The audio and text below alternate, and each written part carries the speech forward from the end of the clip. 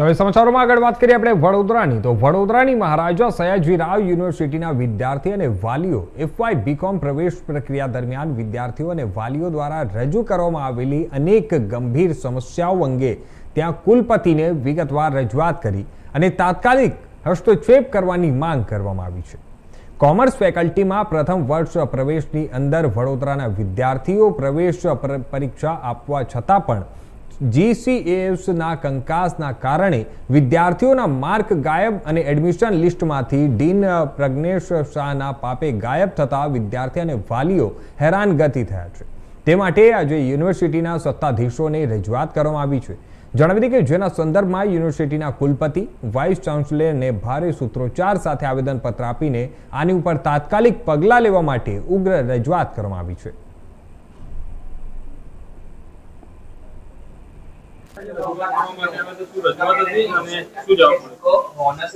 આજે જે આપણી મહારાજા સયાજીરાવ યુનિવર્સિટીની અંદર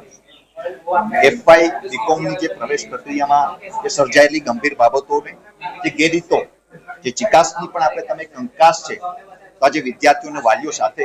આજે યુનિવર્સિટીના કુલપતિ શ્રીને અમે આવેદનપત્ર આપ્યા હતા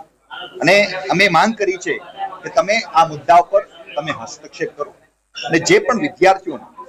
આ ચિકાસની જે ખામીઓના કારણે અને યુનિવર્સિટીના તંત્રના કારણે જે વિદ્યાર્થી વાલીઓને ભોગવવું પડે છે તમે એને સાંભળો, એના બધાના જે એપ્લિકેશનો લ્યો અને જે વિદ્યાર્થીઓના નામ વંચિત રહી ગયા છે, જે લોકોએ એન્ટ્રન્સ એક્ઝામ આપી એબસન્ટ છે એવા લોકોના તમે બોલાવીને તમે એને ઓન ધ સ્પોટ વેરિફિકેશન કરાવીને કરો। જે લોકોએ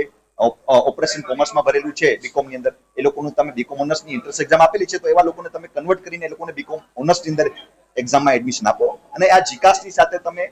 વાત કરીને આ જે પણ ગેરરીતિઓ થઈ રહી છે એને બંધ કરાવો, કારણ કે વડોદરાનો કોઈ પણ વિદ્યાર્થી આનાથી વંચિત ના રહેવો જોઈએ। કારણ કે મહારાજા સયાજીનું એક સપનું હતું, એક દીર્ઘદ્રષ્ટિ હતી એમની કે વડોદરાનો કોઈ પણ વિદ્યાર્થી